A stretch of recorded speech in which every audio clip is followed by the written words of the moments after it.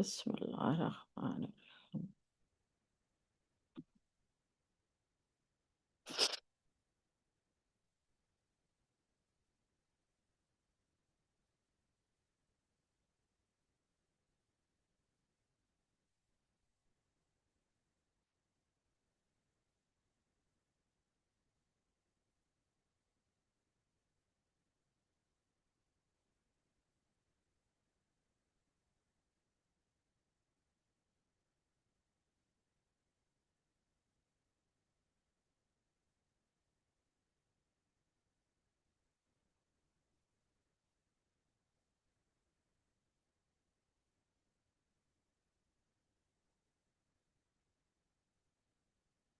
آپ لوگوں کو میری آواز آ رہی ہے؟ بالکل آ جی رہی ہے آ رہی ہے۔ اوکے، alright، اعوذ باللہ من الشیطان الرجیم، بسم اللہ الرحمن الرحیم۔ آپ لوگوں کو میری آواز آ رہی ہے؟ بالکل آ جی رہی ہے آ رہی ہے۔ اوکے، alright، اعوذ باللہ من الشیطان الرجیم، بسم اللہ الرحمن الرحیم۔ آپ لوگوں کو میری آواز آ رہی ہے؟ بالکل آ جی رہی ہے آ رہی ہے۔ اوکے، alright،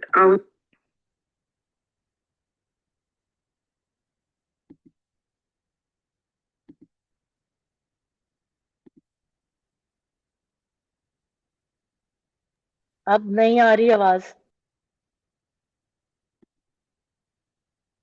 اوکے فائن، صحیح ہے؟ اب آ رہی ہے ٹھیک ہے اوکے ٹھیک ہے۔ اعوذ باللہ من الشیطان الرجیم، بسم اللہ الرحمن الرحیم۔ پارہ نمبر 2 اور سیکنڈ پارہ ہے، اور اس کا نام ہے سیقول۔ سیقول کا مطلب ہے احمق۔ سیقول السفہاء من الناس، انسانوں میں سے احمق لوگ، انسانوں میں احمق لوگ یعنی بے وقوف لوگ، بے عقل لوگ۔ سیقول کا مطلب ہے بے وقوف۔ سیقول کا مطلب ہے کہتے ہیں، سفہاء کا مطلب ہے بے وقوف۔ تو سیقول کا مطلب ہے کہتے ہیں، مگر کون کہتے ہیں؟ سفہاء، جو بے وقوف ہیں۔ اعوذ باللہ من الشیطان الرجیم، بسم اللہ الرحمن الرحیم۔ اور سورہ کا نام ہے البقرہ۔ بقرہ کا مطلب ہے گائے۔ جو کرتے ہیں آیت نمبر 142۔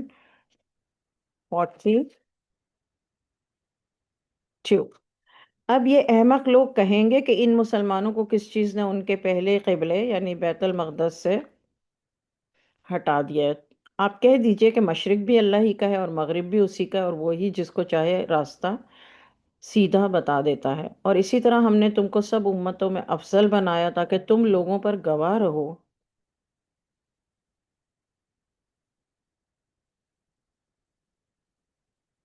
تاکہ تم لوگوں پر گواہ رہو اور تمہارا رسول تم پر گواہ رہے۔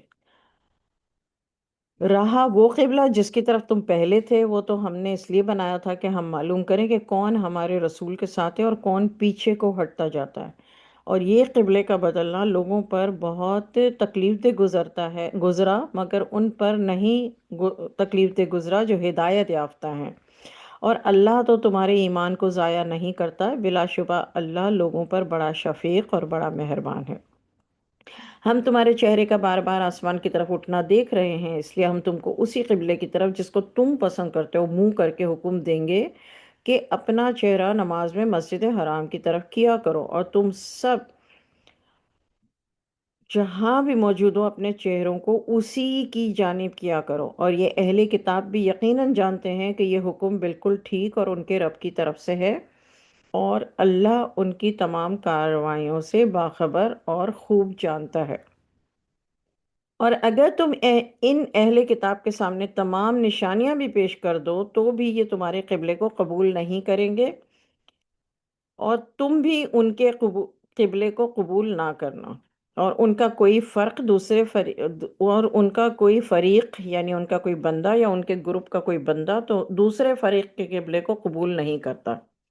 یہ ساری باتیں اللہ تعالیٰ رسول اللہ صلی اللہ علیہ وسلم سے کہہ رہے ہیں، اگر تم ان کی خواہشات کی پیروی کرو گے باوجود وہی آنے کے، تو تم بھی یقیناً ظالموں میں شمار ہونے لگو گے۔ یعنی حضور صلی اللہ علیہ وسلم کو اللہ تعالیٰ فرما رہے ہیں کہ یہ جو بھی کہہ رہے ہیں ان کو کہنے دیں، اور چونکہ آپ بار بار آسمان کی طرف منہ اٹھا رہے تھے، اس لیے میں نے اس قبلے کو پسند کر لیا جو مسجد حرام کی طرف ہے۔ تو وجہ بھی بتا دی کہ کیوں کیا، اور یہ بھی بتا دیا کہ اب آپ نے اور آپ کے تمام ساتھیوں نے اسی طرف منہ کر کے نماز پڑھنے۔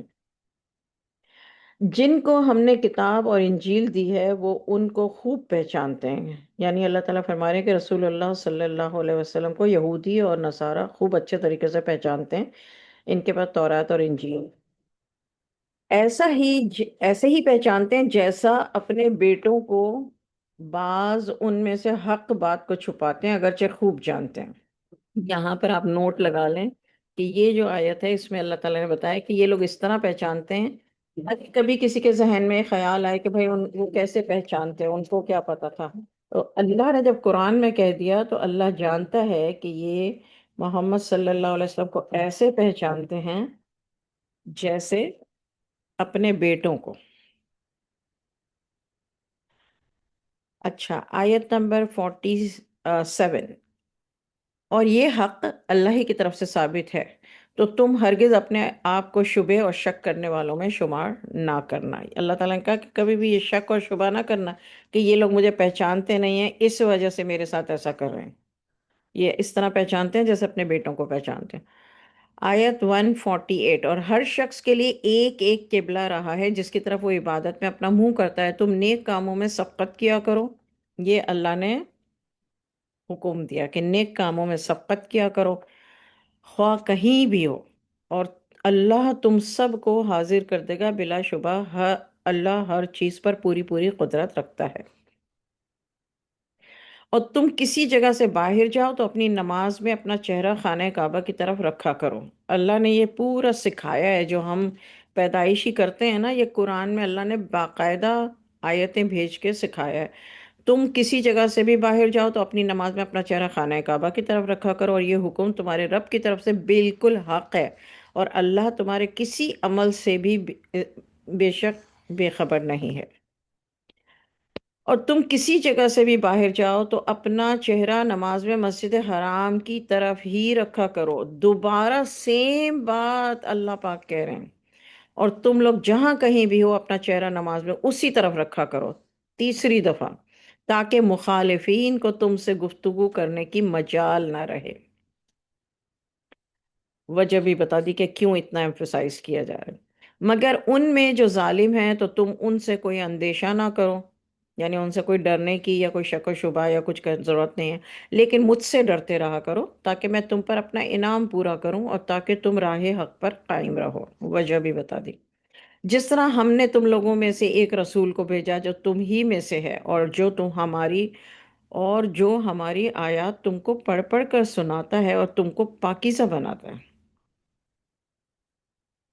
کتاب الہی سکھاتا ہے۔ کیا کرتے تھے محمد صلی اللہ علیہ وسلم؟ آیتیں پڑھ کے سناتے ہیں، یہ قرآن میں اللہ نے کہا رسول کو بھیجا، اور وہ کیا کرتے ہیں؟ آیتیں پڑھ پڑھ کر سناتے ہیں اور تم کو پاکیزہ بناتے ہیں۔ یعنی قرآن کی آیتیں پڑھنے سے اور اس پر عمل کرنے سے انسان پاکیزہ ہو جاتا ہے۔ اور کیا چیز؟ کتاب الہی سکھاتا ہے، جو ابھی ہم پڑھ رہے ہیں، اور حکمت کی اچھی اچھی باتیں بتاتا ہے۔ یعنی صرف کتاب پڑھ کر انسان نہیں سیکھتا، حکمت کی اچھی اچھی باتیں بتاتا ہے، اور تم کو ایسی باتیں بتاتا ہے جو تم بالکل نہیں جانتے تھے۔ یہ بہت آیت سمجھنے والی ہے 151، کہ صرف اگر آپ عربی بولتے ہیں اور آپ کو عربی آتی ہے، تو اگر ایسا ہوتا تو وہاں کے لوگ عربی ہی بولتے تھے، پیدائشی عربی بولتے تھے، تو وہ سیکھ جاتے، قرآن پاک سکھانے کی ضرورت نہیں تھی۔ لیکن یہاں اللہ تعالیٰ نے صاف صاف کہہ دیا، اور اس کو آپ لوگ مارک کر لیجئے، کہ حکمت کی اچھی اچھی باتیں بھی سکھاتا ہے رسول، اور تم کو ایسی باتیں بتاتا ہے جو تم بالکل نہیں جانتے تھے۔ تو تم میری نعمتوں کو یاد کرو، میں بھی تم کو عنایت سے یاد رکھوں گا۔ اب یہاں پر اللہ تعالیٰ نے بتایا جو میری نعمتوں کو یاد کرتا ہے نا، تو وہ اللہ تعالیٰ بھی اس کی نعمتوں کو بڑھا دیتا ہے۔ اللہ تعالیٰ، جو لوگ شکوے شکایتیں کرتے رہتے ہیں نا، وہ بڑی غلط ہیں۔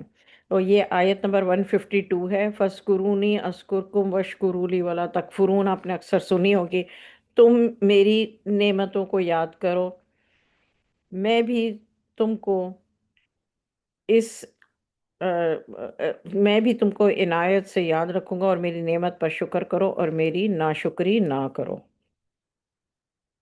جو نہیں ملا اس کی بات نہیں کرنی چاہیے، جو ملا ہے اس پر شکر گزار ہونا چاہیے۔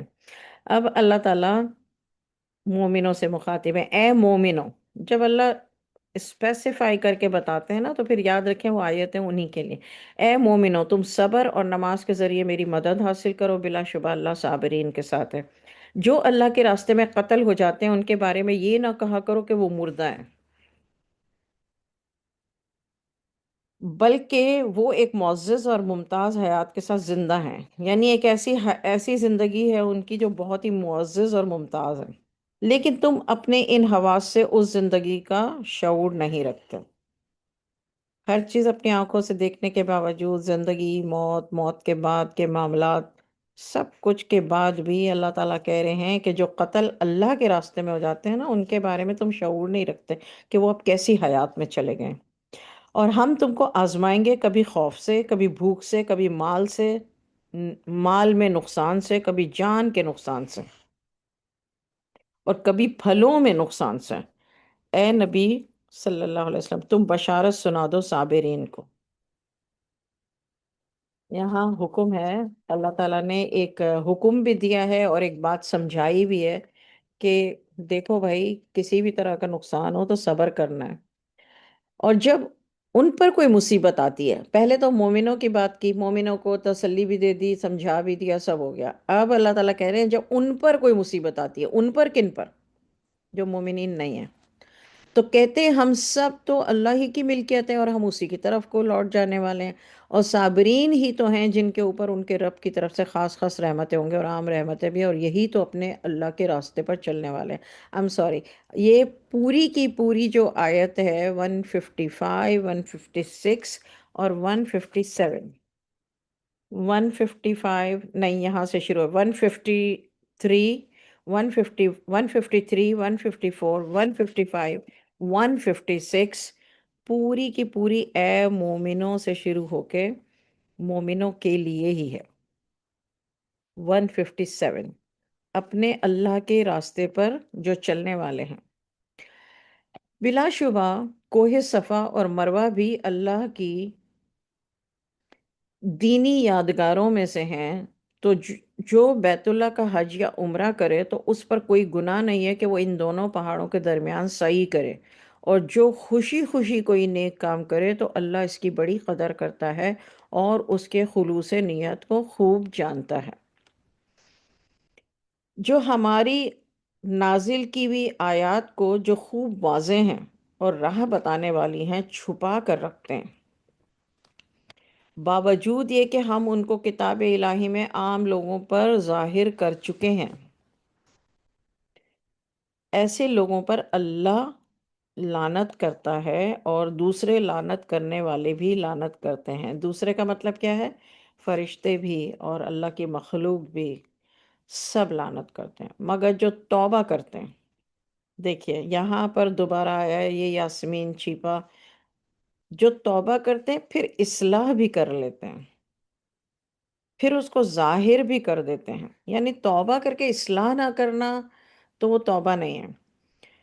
جو توبہ کرتے ہیں پھر اصلاح بھی کر لیتے ہیں، پھر اس کو ظاہر بھی کر دیتے ہیں، تو ایسے لوگوں پر میں متوجہ ہوتا ہوں، اور میں ہی تو ہوں توبہ قبول کرنے والا اور بڑا رحم کرنے والا۔ البتہ جو کافر ہیں اور کفر کی حالت میں ان کو موت آ جائے، ایسے ہی لوگوں پر لعنت ہے اللہ کی، اس کے فرشتوں اور سارے آدمیوں کی، استغفر اللہ۔ وہ ہمیشہ ہمیشہ اس لعنت میں رہیں گے، ان سے نہ تو عذاب ہلکا ہوگا اور نہ ان کو کوئی مہلت دی جائے گی۔ تم سب کا معبود تو ہے ہی وہ جو معبود ہے تنہا، یعنی اللہ واحد ہے اور وہی معبود ہے۔ اللہ معبود تو ہے مگر واحد ہے، اس کے سوا کسی کی عبادت نہیں ہے، اس کے سوا کوئی معبود نہیں، وہی بڑا مہربان نہایت رحم کرنے والا، یہ وہی رحمان اور رحیم ہے۔ یہ آیت بہت ہی زیادہ پاورفل ہے، وَإِلَٰهُكُمْ إِلَٰهٌ وَاحِدٌ لَا إِلَٰهَ إِلَّا هُوَ الرَّحْمَٰنُ الرَّحِيمُ۔ اچھا، آیت نمبر 64، بلا شبہ آسمانوں اور زمین کے بنانے میں اور یکے بعد دیگرے رات اور دن کے آنے میں اور جہازوں میں جو سمندر میں چلتے ہیں، آدمیوں کے فائدے کی چیزوں کو لے کر، اور بارش کے پانی میں جو اللہ آسمان سے برساتا ہے، پھر اس پانی سے زمین کو تر و تازہ کرتا ہے جو خشک پڑی تھی،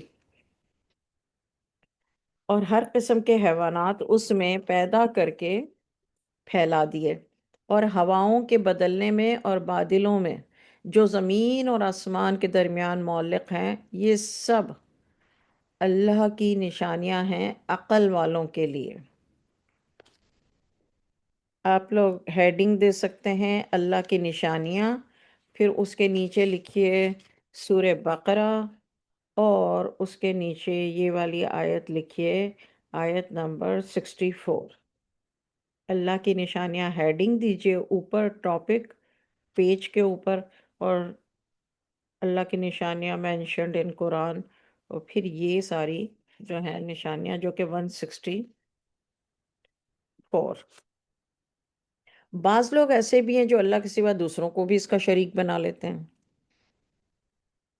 اب آپ ہیڈنگ دیں اللہ کی نشانیاں، آپ نے لکھا، نیچے آپ نے 164 آیت سورہ بقرہ لکھ لیا، اب آپ 5 پیجز چھوڑ کے پھر آپ اوپر ہیڈنگ دے سکتے ہیں کہ اللہ کے سوا شریک ٹھہرانا، یہ والی آیت ہے 165۔ بعض لوگ ایسے بھی ہیں، یہ فرسٹ ٹائم ہے نا سورہ بقرہ میں، پہلی دفعہ شروع، اور بعض لوگ ایسے بھی ہیں جو اللہ کے سوا دوسروں کو بھی اس کا شریک بنا لیتے ہیں اور اس کی پوجا کرتے ہیں، اور ان سے ایسی ہی محبت رکھتے ہیں جیسے کہ اللہ سے رکھنا ضروری ہے۔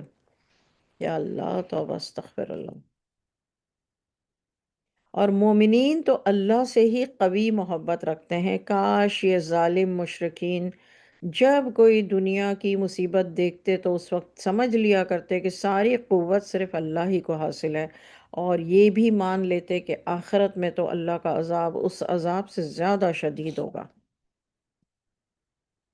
یہ اللہ کے ساتھ شریک کرنے کی سزا اور اس کے بارے میں آیتیں، یہ آپ اوپر لکھ سکتے ہیں، اللہ کے ساتھ شریک کرنے والوں کے لیے، کیونکہ اللہ تعالیٰ نے کہا بعض لوگ ایسے بھی ہیں۔ اللہ نے یہ نہیں کہا کہ دیکھیے جہاں پہ آیت میں وَمِنَ النَّاسِ، یعنی پوری دنیا کے انسانوں میں بعض لوگ ایسے ہیں، اب دیکھیے ہم تو اس میں سے نہیں ہیں۔ آیت نمبر 166، جب وہ لوگ جن کے کہنے پر دوسرے چل رہے تھے ان لوگوں سے بیزار ہو کر صاف نکل بھاگیں گے جو ان کے کہنے پر چل رہے تھے، اور سب ہی اپنا عذاب خود ہی دیکھ لیں گے، اور آپس میں ان کے تعلقات تھے وہ بھی سب ٹوٹ جائیں گے۔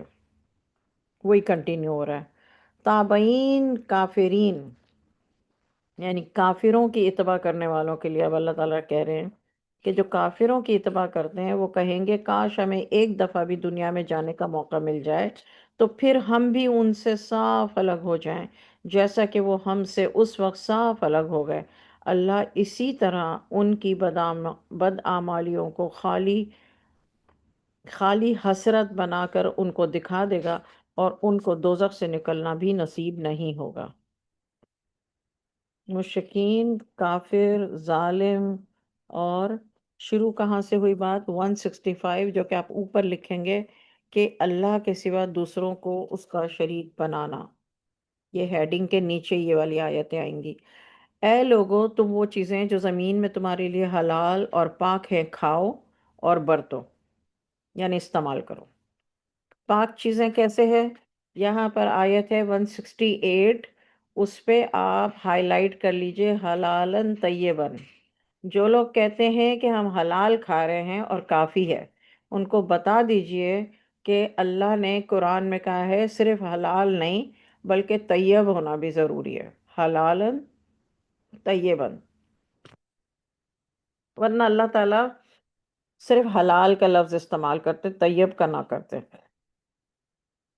اے لوگوں، یہاں کافروں مشرکوں مسلمانوں کسی سے نہیں ہے، اے لوگوں تو وہ چیزیں جو زمین میں تمہارے لیے حلال اور پاک ہیں، یعنی حلال طیب ہیں، طیب کا مطلب ہے پاک، کھاؤ اور استعمال کرو، اور شیطان کے قدموں پر مت چلو، در حقیقت وہ تمہارا کھلا دشمن ہے۔ اب آپ اس آیت کو اوپر ہیڈنگ دے سکتے ہیں شیطان کھلا دشمن، اور اس کے نیچے آپ یہ والی آیت نمبر ڈال دیجئے 168 سورہ بقرہ۔ وہ تم کو بری اور گندی ہی باتیں سکھاتا ہے اور کہتا ہے کہ اللہ پر ایسی باتیں کہو جو تم جانتے نہیں اور نہ کوئی اس کی سند ہے۔ اور جب مشرکین سے کوئی کہتا ہے کہ اللہ کے حکم پر چلو تو کہتے ہیں نہیں، بلکہ ہم تو اسی پر چلیں گے جس پر ہم نے اپنے باپ دادا کو چلتے پایا ہے، اگرچہ ان کے باپ دادا کوئی عقل ہی نہیں رکھتے ہوں اور نہ کوئی آسمانی ہدایت ہی رکھتے ہوں۔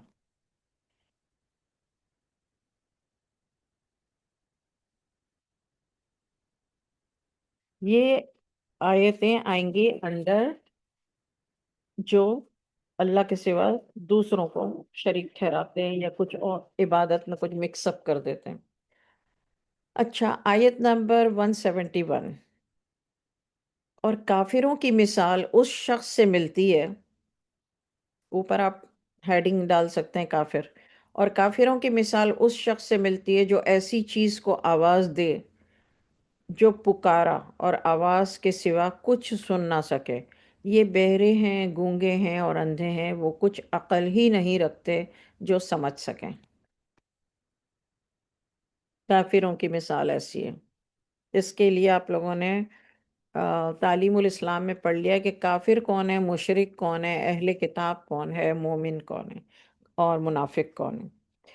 اے مومنو تم کھاؤ وہ پاکیزہ چیزیں، یہاں پر اللہ تعالیٰ نے دوبارہ صرف حلال چیزیں نہیں کہا، پاکیزہ چیزیں کہی ہیں، اور آیت میں آپ مارک کر لیجئے طیبات،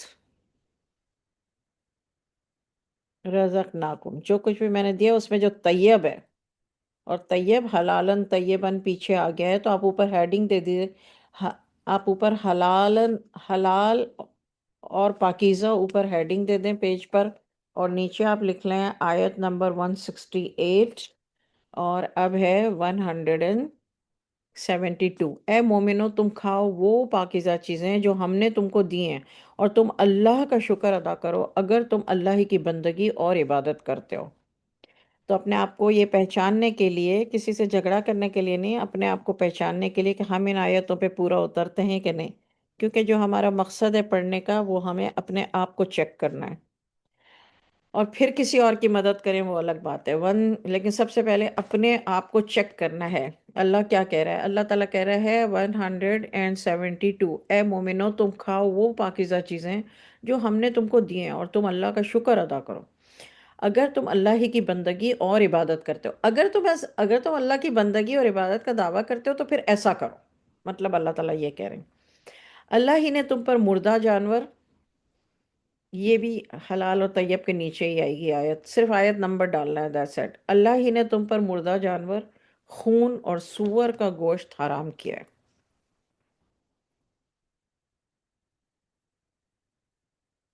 اور جس چیز پر اللہ کے سوا دوسرے کا نام پکارا جائے وہ حرام کیا ہے، البتہ جو لاچار ہو جائے بشرط یہ کہ وہ نافرمان نہ ہو، یعنی ایمان والا ہو، اور نہ حد سے آگے بڑھتا ہو تو اس پر کوئی گناہ نہیں ہے، جان بچانے کے لیے بلا شبہ اللہ تو ہے ہی بڑا معاف کرنے والا اور رحم کرنے والا۔ ان اللہ غفور الرحیم، آیت نمبر 173،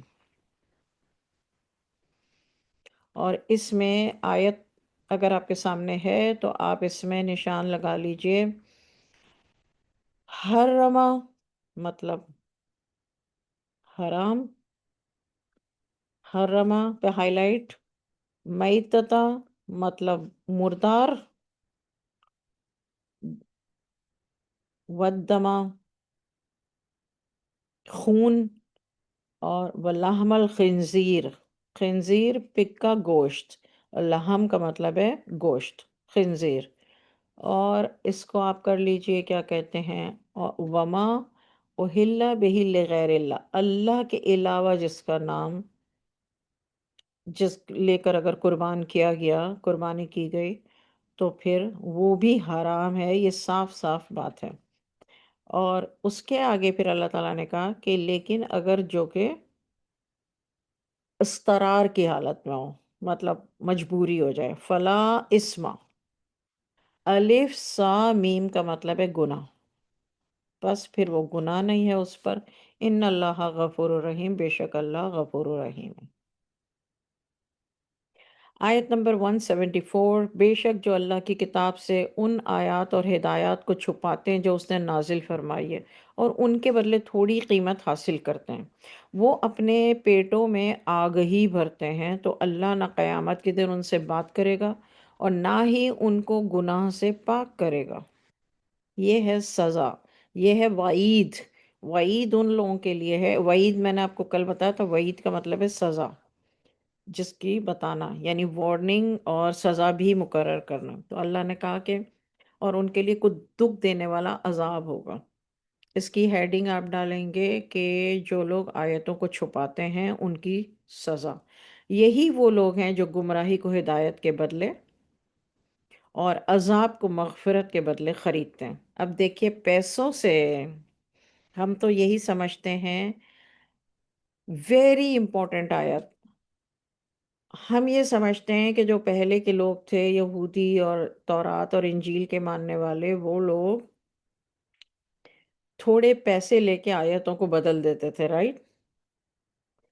یہ جو ہے یہ آئی اوپننگ بات ہے کہ جو گمراہی کو ہدایت کے بدلے میں خریدتے ہیں۔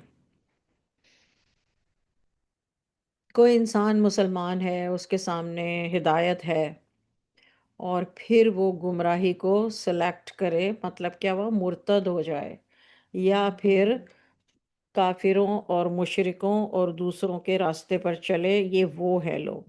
تو آیت نمبر، اس کا مطلب یہ نہیں کہ آپ مسلمان ہیں تو یہ آیت آپ کے لیے نہیں ہے، یہ بالکل میں تو سمجھتی ہوں بلکہ یہ مسلمانوں کے لیے ہی آیت ہے۔ یہی وہ لوگ ہیں جو گمراہی کو ہدایت کے بدلے اور عذاب کو مغفرت کے بدلے خریدتے ہیں۔ یہ دوزخ کا عذاب کیسے برداشت کر سکیں گے؟ یہ ہیں مرتد لوگ، مرتد، اور اگر مرتد نہ بھی ہوں، مسلمان ہی ہوں، لیکن گمراہی کو ہدایت کے بدلے میں چوز کریں۔ میرے پاس دو چوائسیز ہیں، ایک گمراہی اور ایک ہدایت، تو میں کون سا راستہ چوز کروں؟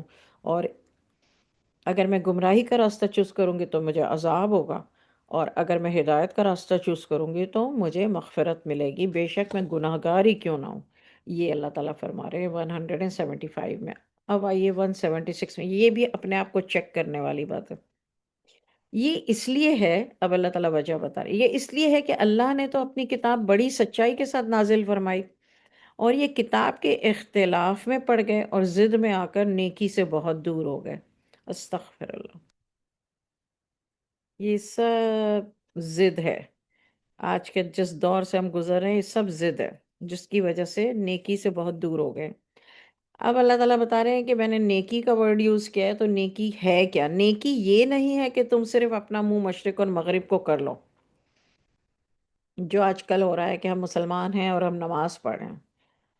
نیکی یہ نہیں ہے کہ تم صرف اپنا منہ مشرق اور مغرب کی طرف کر لو، لیکن نیکی دراصل یہ ہے، اس میں آپ ہیڈنگ دے سکتے ہیں یہ والی آیت، لیکن نیکی دراصل یہی ہے کہ جو اللہ پر پورا پورا یقین لائے، یوم آخرت پر، فرشتوں پر، کتابوں پر، رسولوں پر، اور مال جو ان کو بہت عزیز ہے، اپنے رشتہ داروں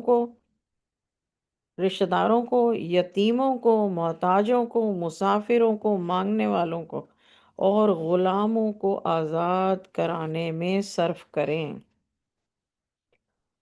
کتنی امپورٹنٹ آیت ہے، یہ ہمیں اپنے اوپر رکھ کر چیک کرنی ہے، یہ بھی اور اس سے پہلے والی بھی۔ آیت 67، نیکی کیا ہے؟ نیکی یہ نہیں کہ تم صرف نیکی آیت نمبر 167، نیکی یہ نہیں کہ تم صرف اپنا منہ مشرق اور مغرب کو کر لو، لیکن نیکی دراصل یہی ہے کہ جو اللہ پر پورا پورا یقین لائیں، یوم آخرت پر یعنی اللہ پر یقین لائیں، یوم آخرت پر یقین لائیں، فرشتوں پر، کتابوں پر، رسولوں پر ایمان لائیں۔ اور یہ تو نیت ہو گئی، یقین ہو گیا، جس کو آپ کیا کہتے ہیں؟ یقین کو کہتے ہیں آپ عقیدہ۔ عقیدہ جو ورڈ ہے وہ یقین سے ہے، بلیو انگلش میں۔ اب مال کو کیا کرنا ہے؟ مال جو اس کو بہت عزیز ہے، اس کو کس پر خرچ کرنا ہے؟ اپنے رشتہ داروں پر خرچ کرنا ہے، یتیموں پہ خرچ کرنا ہے، محتاجوں پہ خرچ کرنا ہے، من- مسافروں پہ خرچ کرنا ہے، مانگنے والوں پر خرچ کرنا ہے، اور غلاموں کو آزاد کرنے میں خرچ کرنا ہے۔ نماز برابر پڑھتے رہیں اور زکوٰۃ دیتے رہیں جب عہد کریں۔ نماز اور زکوٰۃ جو ہے یہ جو آیت ہے نا، اس میں ساری چیزیں فرض ہو گئی، انسان پر یہ سب فرض ہو گیا۔ نماز پڑھیں، زکوٰۃ دیں، پڑھتے رہیں، زکوٰۃ دیتے رہیں، جب عہد کریں تو اس کو پورا کریں۔ سختی اور تکلیف، لڑائی میں صبر کیا کریں۔ اگر زندگی میں سختی آئے یا تکلیف آئے یا کوئی آپ پر سختی کرے یا لڑائی ہو جائے تو اس پر ہمیں اللہ تعالیٰ کہہ رہے ہیں صبر کرنا، صبر کریں۔ اور یہ ساری اللہ نے قرآن میں یہ مشورہ نہیں دیا ہے، یہ ہم پر لازم ہے۔ اور ثابت قدم رہا کریں۔ ثابت قدم کا مطلب کیا ہے؟ اپنی آپ صحیح ہیں اور آپ اللہ رسول کی بات کر رہے ہیں اور آپ کو ساری دنیا چھوڑ بھی دے تو آپ اپنے ایمان پر قائم رہیں، ثابت قدم رہیں۔ اور ایمان کیا ہے؟ جو اسی آیت میں اللہ نے بتایا ہے 177، یہی تو ہیں جو سچے ہیں اور یہی وہ ہیں جو اللہ سے ڈرنے والے ہیں۔ اور آیت کا نمبر دیکھیے، یہ سب بلا وجہ نہیں ہے۔ 7 کا ورڈ بہت، 7 کا ڈیجٹ بہت پاورفل ہے، یہ 177 آیت ہے۔ اب اللہ تعالیٰ کہہ رہے ہیں اے مومنو، تم کو مقتول کے بارے میں حکم دیا جاتا ہے قصاص کا۔ قصاص کا مطلب کیا ہے؟ خون کا بدلہ خون۔ یہ ہے کہ آزاد کے بدلے آزاد، غلام کے بدلے غلام، یہ بھی حکم ہو گیا۔ عورت کے بدلے عورت، اور پھر اگر مقتول کی طرف سے قاتل کے لیے کچھ معاف کر دیا جائے تو وارث مقتول کو پسندیدہ طریقے سے مطالبہ کرنا چاہیے، اور قاتل کو خوشی سے ادا کرنا چاہیے۔ تمہارے رب کی طرف سے یہ تخفیف سزا ہے۔ اس کو آیت نمبر میں دیکھیے 178، فَمَنِ اعْتَدَىٰ بَعْدَ ذَلِكَ فَلَهُ عَذَابٌ أَلِيمٌ وَلَكُمْ فِي الْقِصَاصِ، یہ جو ہے نا، یہ قصاص کی بات ہو رہی ہے، تو آپ اوپر قصاص ڈال سکتے ہیں۔ تمہارے رب کی طرف سے تخفیف سزا ہے رحم کے ساتھ، پھر جو اس کے بعد حد سے آگے بڑھے گا اس کے لیے آخرت میں بڑا دردناک عذاب ہے۔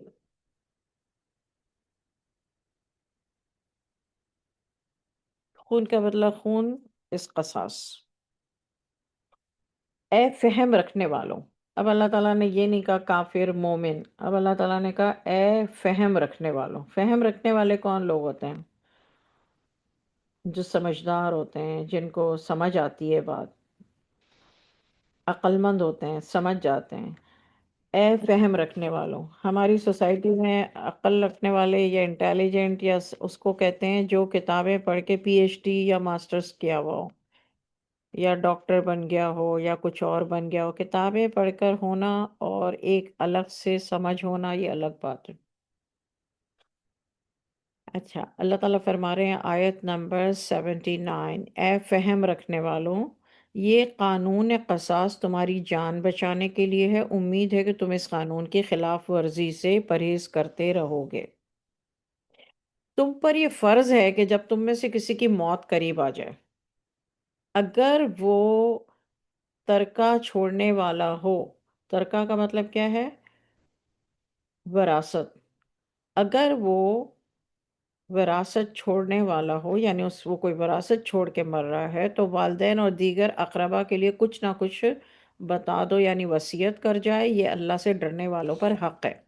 یعنی یہ بھی ضروری ہے. یہ جو آیتیں ہیں نا یہ ساری فرض ہیں ہم پر. آیت نمبر 180. پھر جو اس وصیت کے سننے کے بعد اس کو تبدیل کرے گا تو اس کا گناہ اسی پر ہوگا، اور اللہ یقیناً سننے والا اور خوب جاننے والا ہے. اللہ سمیع علیم ہے، یعنی سننے والا جاننے والا. البتہ جس شخص کو وصیت کرنے والے کی طرف سے کسی بدعنوانی کی یا کسی جرم کے ارتکاب کا اندیشہ ہو، جیسے غلط وصیت کر دی، بھئی میرا پورا گھر جو ہے میری بیٹی کا ہے، باقی ساری بانٹ دینا، نہیں ایسے نہیں ہو سکتا. اگر اس شخص کو وصیت کرنے والے کی طرف سے کسی بدعنوانی کا یا کسی جرم کا ارتکاب کا اندیشہ ہو، پھر یہ شخص ان میں آپس میں مصالحت کرا دے تو پھر اس پر کوئی گناہ نہیں ہے. اب جو مر گیا کر کے وصیت، اور جن کو اس نے وٹنس بنایا تھا انہوں نے سوچا کہ نہیں یار یہ وصیت تو ٹھیک نہیں ہے، تو پھر سارے ورثا کو بٹھا کر کے اس کو برابر برابر شریعت کے طور پہ. اللہ تو خوب معاف کرنے والا اور رحم والا ہے. اب جو مر گیا تو پھر اس کا معاملہ ٹھیک ہو جائے گا اللہ کے پاس. اے مومنو، تم پر روزہ فرض کر دیا گیا ہے. ہیڈنگ روزہ، اس سے پہلے ہیڈنگ وصیت، اس سے پہلے ہیڈنگ قصاص. یہ سب احکامات ہیں. اے مومنو، تم پر روزہ فرض کر دیا گیا ہے جس طرح تم سے پہلے لوگوں پر فرض کیا گیا تھا تاکہ تم متقی ہو جاؤ. ریزن، متقی ہو جاؤ. لیکن جہاں ہمارے روزے ختم ہوتے ہیں اسی چاند رات سے ہم ویسے کے ویسے ہو جاتے ہیں. اللہ تعالیٰ ہمارے حال پر رحم فرمائے، ہماری اولاد پر رحم فرمائے. آیت 84. روزے کے چند دن ہیں، جو تم میں سے بیمار ہو یا سفر میں ہو تو دوسرے دنوں میں پورے کر لیا کرے، اور جو روزے کی طاقت رکھتے ہیں وہ روزے کے بدلے جو روزے کی طاقت نہیں رکھتے ہیں تو وہ روزے کے بدلے محتاج کو کھانا کھلا دیں اور کوئی نیکی اپنی طرف سے کر لیں تاکہ اس کے حق میں اچھا ہو. اگر تم روزہ رکھو تو تمہارے لیے بہت ہی اچھا ہے اگر تم جانو. ان کنتم تعلمون، یعنی رکھ سکتے ہو تو ضرور رکھو، اگر نہیں رکھتے تو پھر کسی کو اس کے بدلے میں کھانا کھلا دو، جسے ہم لوگ کہتے ہیں فدیہ. اور صرف اتنا ہی نہیں ہے، اس سے آگے اللہ نے یہ بھی کہا اور جو کوئی نیکی اپنے شوق سے کرے تو اس کے حق میں اچھا ہے. اس کے علاوہ بھی کچھ ایکسٹرا کرو تو بہت اچھا ہے، اللہ تعالیٰ راضی ہوتے ہیں. آیت نمبر 185. روزوں کا مہینہ ایسا مبارک مہینہ ہے، آپ اس کو ہیڈنگ دے سکتے ہیں رمضان، اور نیچے آیت، یا روزے اور پھر نیچے آیت. روزوں کا مہینہ ایک ایسا مبارک مہینہ ہے جس میں قرآن مجید اول اول اترا تھا. آیت میں لکھا ہوا ہے انزل فیہ القرآن، جو لوگوں کے لیے ہدایت ہے، جس میں ہدایت کی کھلی کھلی نشانیاں موجود ہیں اور جو حق اور باطل میں فرق کر دیتا ہے. جو اس مہینے میں تم میں موجود اس کو چاہیے اس مہینے کے پورے روزے رکھے، لیکن جو بیمار یا سفر میں ہو تو دوسرے دنوں میں پورے کر لے، جسے ہم کہتے ہیں نا بعد میں پورے کر لینا. اللہ تو تمہارے لیے آسانی کر دیتا ہے اور سختی نہیں چاہتا، تاکہ تم اپنی گنتی پوری کر لو اور اس ہدایت پر اللہ کی کبریائی اور عظمت کو یاد کرو اور شکر گزار بندے بن جاؤ. اے رسول، جب میرے بندے تم سے میرے بارے میں دریافت کریں تو تم کہہ دو کہ میں تم سے بہت قریب ہوں. میں تو دعا مانگنے والے کی دعا قبول کرتا ہوں جبکہ وہ دعا کرے. دیکھیے یہ اللہ کا وعدہ ہے قرآن پہ کہ جب کوئی مجھ سے دعا کرے تو میں اس کی دعا قبول کرتا ہوں. حالانکہ اللہ تعالیٰ رسول اللہ صلی اللہ علیہ وسلم سے کہہ رہے ہیں کہ جب میرے بندے تم سے میرے بارے میں دریافت کریں، سوال پوچھیں، میرے بارے میں پوچھیں، تو ان سے کہنا کہ میں تم سے بہت زیادہ قریب ہوں. یعنی محمد صلی اللہ علیہ وسلم سے بہت زیادہ قریب ہوں. میں دعا مانگنے والے کی دعا قبول کرتا ہوں جب کہ وہ دعا کرے. دعا کا مطلب ہے پکارنا. صرف آپ نے اللہ سے دعا کرنی ہے، صرف آپ نے اللہ کو پکارنا. اللہ تعالیٰ فرماتے ہیں تو وہ بھی میرے حکم کو مانیں اور عمل کریں. یعنی جو میں کہتا ہوں میرے حکم کو مانیں اور عمل کریں، تو میں ان کی جب وہ دعا کرتے ہیں تو میں ان کی دعا قبول کرتا ہوں، اور مجھ پر پورا یقین کریں تاکہ وہ نیک راستہ پائیں. دعا مانگنے کے ساتھ ساتھ یہاں پر بہت بڑی بات ہے، اگر کسی نے نوٹس کیا اللہ تعالیٰ کہہ رہے ہیں میں دعا مانگنے والے کی دعا قبول کرتا ہوں. ٹھیک ہے، ہمیں یہ اپنے مطلب کی بات بہت اچھی لگتی ہے اور ہمیں یاد بھی رہتی ہے. اس کے ساتھ کہتے ہیں جب کہ وہ دعا کریں. چلو، جب دعا مانگیں گے تو اللہ تعالیٰ دعا قبول کریں. لیکن اب اللہ نے اس کے ساتھ ایک اور بات کہی کہ وہ بھی میرے حکم کو مانے. جو اللہ نے حکم دیا ہے وہ مانتے ہیں ہم، لیکن ہمیں اپنے مطلب کی بات پتہ ہے کہ ہم دعا مانگیں گے اور اللہ تعالیٰ قبول کریں گے. یہ اللہ کا وعدہ ہے قرآن میں. مگر یہ والا جو پارٹ ہے کہ بندوں کے لیے کنڈیشن رکھی ہے اللہ تعالیٰ نے کہ وہ میرے حکم کو مانیں. نہ صرف یہ کہ مانیں اور عمل کریں. Very very very very important. اگر یہ کنڈیشن پوری کرتے ہیں ہم تو پھر اللہ کا وعدہ بھی ہو کر رہے گا. اور مجھ پر پورا یقین کریں. یقین کسے کہتے ہیں؟ بلیف، بھروسہ، توکل، تاکہ وہ نیک راستہ پائیں. تم لوگوں کے لیے روزوں کی راتوں میں اپنی عورتوں کے پاس جانا حلال کر دیا گیا ہے. وہ تمہاری پوشاک ہے اور تم ان کی پوشاک ہو، یعنی تم ان کا لباس اور وہ تمہارا لباس ہے.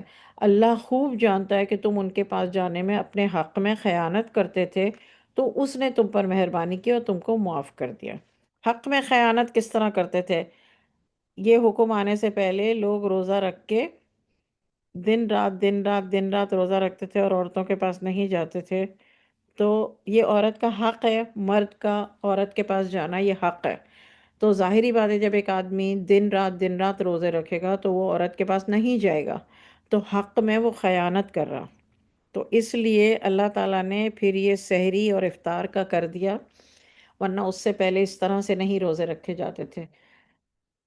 تاکہ اللہ تعالیٰ کہتے ہیں کہ اللہ خوب جانتا ہے تم ان کے پاس جانے میں اپنے حق میں خیانت کرتے تھے، سو اس نے تم پر مہربانی کی اور تم کو معاف کر دیا. یعنی اللہ تعالیٰ نے معاف بھی کر دیا جو پہلے ایسا کرتے تھے، اور مہربانی بھی کی. کیا مہربانی کی؟ کہ افطار سے لے کے روزہ بند کرنے تک تم اپنی بیویوں کے پاس جا سکتے ہو، کیونکہ جب اس سے پہلے ایسا نہیں تھا تو عورت کے حق میں خیانت ہو رہی تھی اور یہ عورت کا حق ہے. اب تم ان سے مباشرت کرو، مباشرت کرو اور اللہ سے طلب کرو جو اس نے تمہارے لیے لکھ دی ہے، یعنی اولاد. اور کھاؤ اور پیو یہاں تک کہ صبح کی سفید دھاری رات کی سیاہ دھاری سے الگ نظر آنے لگے. ٹھیک ہے، یہ جو روزہ بند کرنے کا ٹائم ہوتا ہے، تو افطار سے لے کے روزہ بند کرنے تک، تب تک کھاؤ پیو، عورتوں کے پاس مباشرت کرو. پھر تم روزہ رات تک پورا کرو. یعنی اب روزہ بند کر لیا، اب رات تک پورا کرو. جب مسجد کے اندر اعتکاف میں ہو تو اعتکاف میں مباشرت نہ کرو، یعنی عورتوں سے، اپنی عورت سے آپ، یہ اللہ نے حدیں لگا دی ہیں ان کے قریب نہ جانا. یعنی یہ جو اب اللہ نے حد مقرر کر دی نا کہ اعتکاف میں اگر تم نے بیٹھنے کا پلان کیا اور اعتکاف میں ہو تو پھر اپنی عورت کے پاس نہ جانا، یہ حد کر دی مقرر.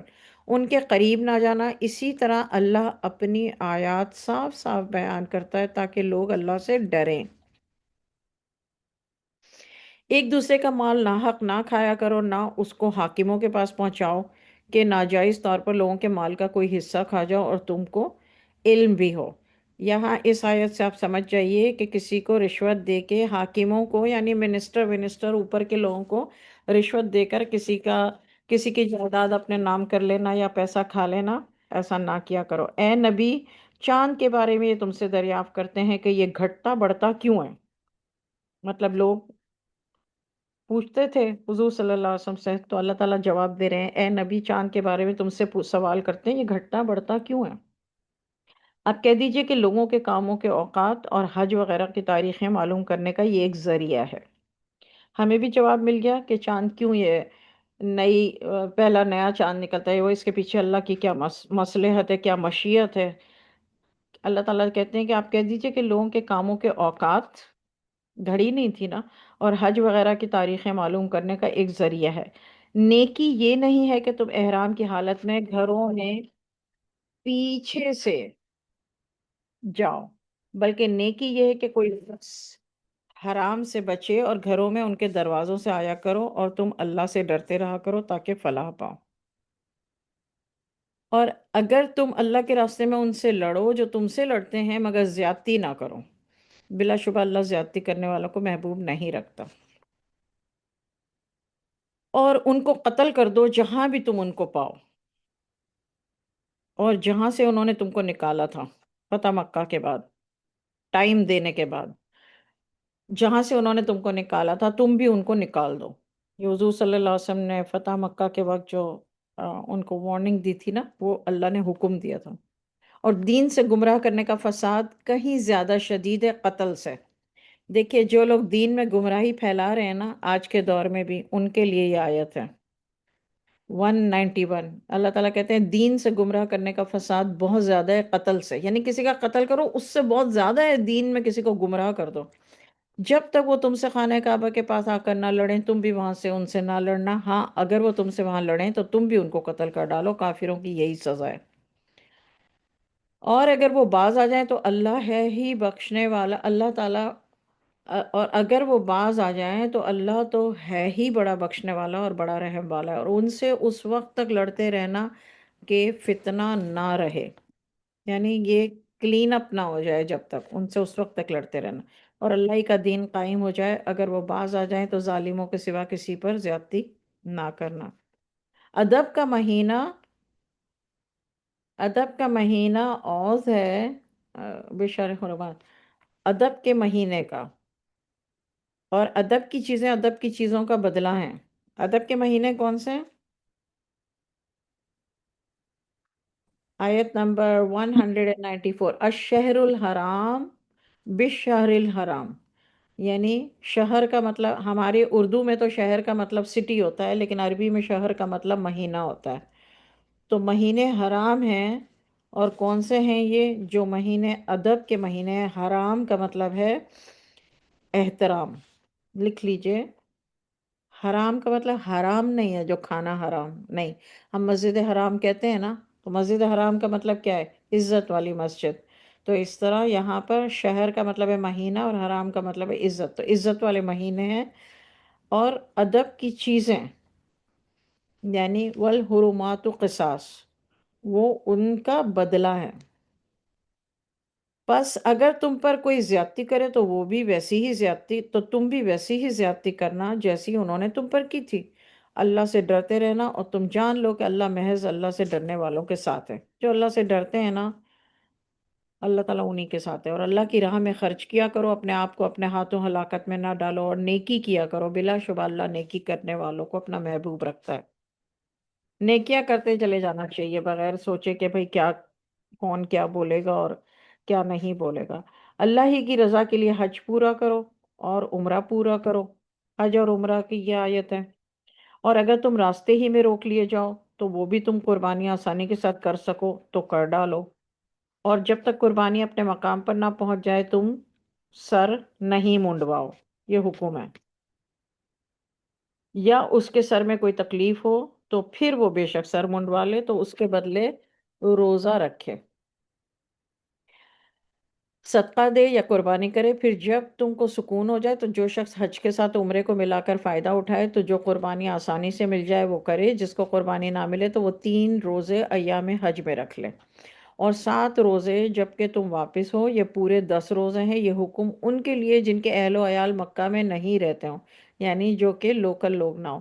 اور اللہ ہی سے ڈرتے رہو اور جان لو کہ اللہ تو ہے ہی بڑا عذاب دینے والا۔ آیت نمبر 196 کے اوپر آپ ہیڈنگ دے دیجئے حج اور عمرہ۔ حج کے مہینے تو متعین ہیں، یعنی اللہ تعالیٰ نے کہا کہ حج کے جو کا ٹائم ہے وہ تو متعین ہے، معلوم ہے۔ الحج اشہر معلومات، آیت 197، الحج اشہر، شہر مہینہ، معلومات وہ تو معلوم ہے، متعین ہے، ان کو سب جانتے ہیں۔ تو جو ان مہینوں میں حج کا فرض ادا کرنے کی نیت کرے تو ان دنوں میں نہ عورت سے جمع کرے، نہ کوئی برا فعل کرے، نہ کسی سے جھگڑا کرے، اور جو نیک کام کرو گے وہ بھی اللہ کو معلوم ہو جائے گا۔ اور اب دیکھ لیجئے اس میں جھگڑا نہیں کرنے کا کسی سے بھی، نہ کوئی برا کام کرنے کا ہے، نہ عورت سے جمع کرنے کا ہے، اور یہ اللہ تعالیٰ نے اور نیک کام کرنا ہے۔ اور اپنے ساتھ راستے کا خرچ ضرور ساتھ لے جاؤ۔ زیادہ راہ پرہیزگاری ہے۔ اللہ تعالیٰ کہتے ہیں کہ یہ جو ساتھ میں خرچ لے جانا ہے حج کا، جب حج کے سفر پہ جاؤ تو خرچ لے جانا تقوی ہے، یعنی پرہیزگاری ہے۔ اور اے عقل والو، تم مجھ سے ہی ڈرتے رہا کرو۔ اس میں تمہارے لیے کوئی گناہ نہیں ہے کہ حج کے زمانے میں تم تجارت کے ذریعے روزی حاصل کرو۔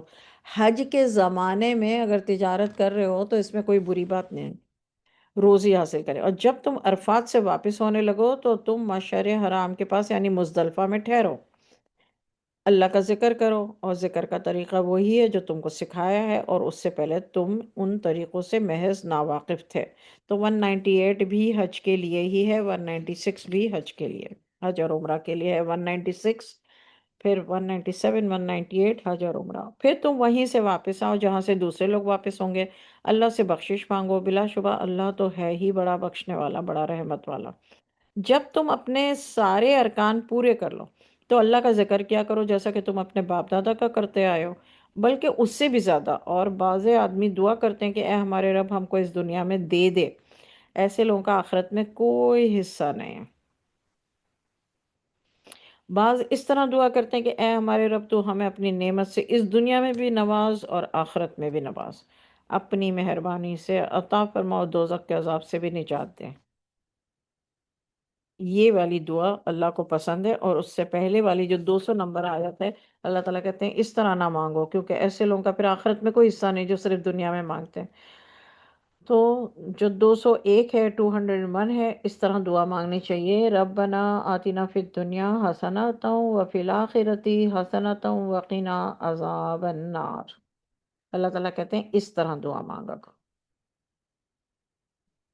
اچھا، یہ ہے آیت نمبر 202 ناؤ۔ انہی لوگوں کے لیے ان کے نیک کاموں کا بڑا حصہ تیار ہے، اور اللہ تو بہت جلدی حساب لینے والا ہے۔ اور قیام منہ میں بھی جو گنتی کے چند روز ہیں، اللہ ہی کا ذکر کیا کرو، جسے جلدی ہو وہ 2 ہی دن میں چلا جائے۔ اگر جانا ہے تو 2 ہی دن میں نکل جائے وہاں سے، اس میں کوئی گناہ نہیں ہے۔ اور جو بات تک ٹھہرے اس پر بھی کوئی گناہ نہیں ہے۔ اس کے لیے جو اللہ ہی سے ڈرتا ہے، اور اللہ ہی سے ڈرتے رہا کرو، اور یہ جان لو کہ تم سب کو اسی کے پاس جانا ہے۔ بعض آدمی ایسے ہیں کہ پسند آتی ہے تم کو ان کی بات دنیا کی زندگی کے کاموں میں، یعنی کچھ لوگ ایسے ہیں جن کو نا دنیا دیکھ کر نا کسی کے پاس بہت ساری نعمتیں ہوں تو وہ بہت پسند آتی ہیں، وہ اپنے دل کی بات پر اللہ کو گواہ بناتے ہیں، حالانکہ وہی سب سے بڑا جھگڑالو ہے، استغفر اللہ۔ اور جب یہی جھگڑالو پیٹ پھیر کر چلا جاتا ہے تو وہ دوڑتا پھرتا ہے زمین میں تاکہ اس میں کتنا برپا کرے، کھیتی کو برباد کر دے اور انسانوں اور حیوانوں کی نسل کو تباہ کر دے، اور اللہ تو فتنہ انگیزی کو پسند نہیں فرماتا۔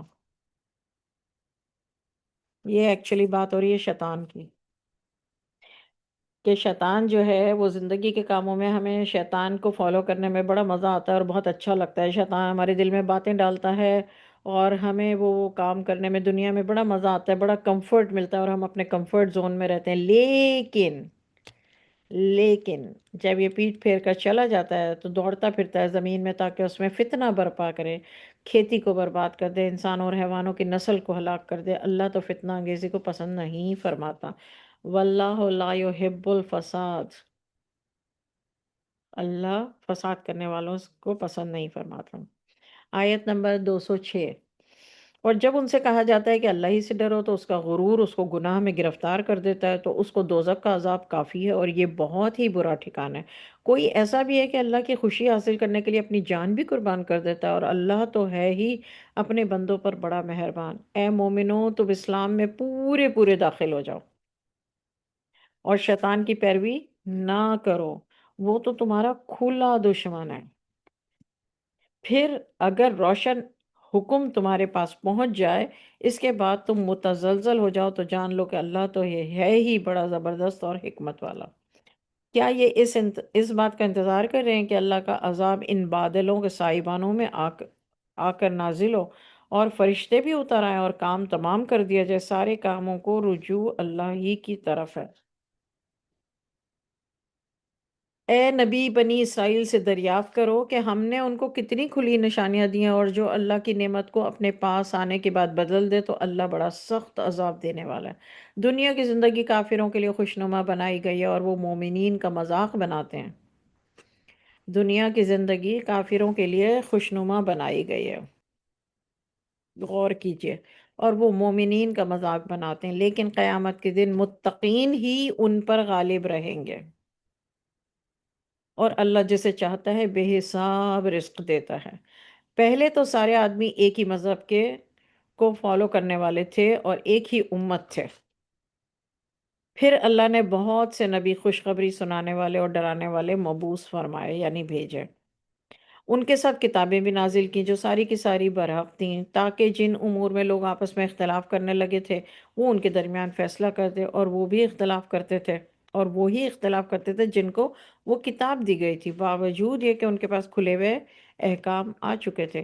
یہ اختلاف آپس کی ضد اور ہٹ کے سبب تھا۔ یہ اختلاف آپس کی ضد اور ہٹ کے سبب تھا، یعنی ضد ہوتی ہے نا، ضد اور ایک گھمنڈ اور اسٹوبن، اس کی وجہ سے تھا۔ پھر جس ہمارے حق میں اختلاف کیا تھا وہ اللہ نے اپنی مہربانی سے مومنین کو بتا دیا۔ اللہ جسے چاہتا ہے سیدھا راستہ دکھا دیتا ہے۔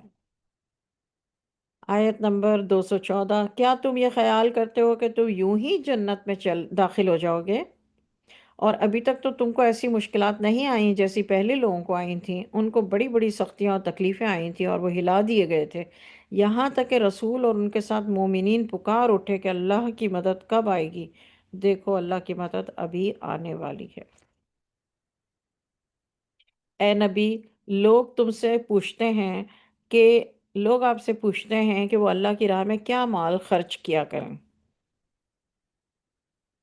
کہہ دیجئے جو کچھ مال تم خرچ کرو تو وہ، اب دیکھیے یہاں پہ لسٹ ہے، اسی لسٹ کے تھرو ہمیں جانا ہے۔